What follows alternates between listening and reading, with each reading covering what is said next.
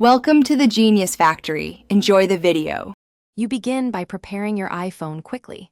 Check iOS and free space, then grant camera, microphone, location, and motion permissions so TrackView can record movement and audio.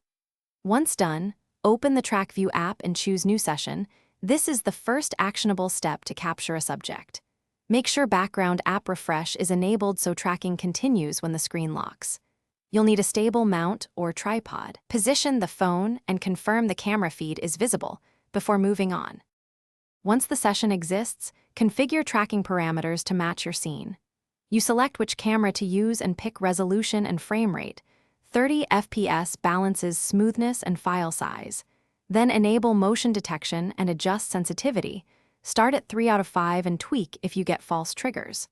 Also decide whether to send push alerts, email, or save clips locally. You should preview the detection zone and use crop or mask tools to avoid irrelevant motion near edges. You now start recording and watch the live feed to confirm tracking behavior. Monitor battery and network status to avoid interruptions. After the session, review captured clips in Sessions, trim unwanted footage, and export flagged events to photos or cloud storage.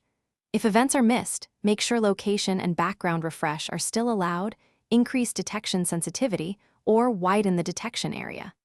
If you see constant false alarms, reduce sensitivity, add a mask, or reposition the camera for clearer subject contrast.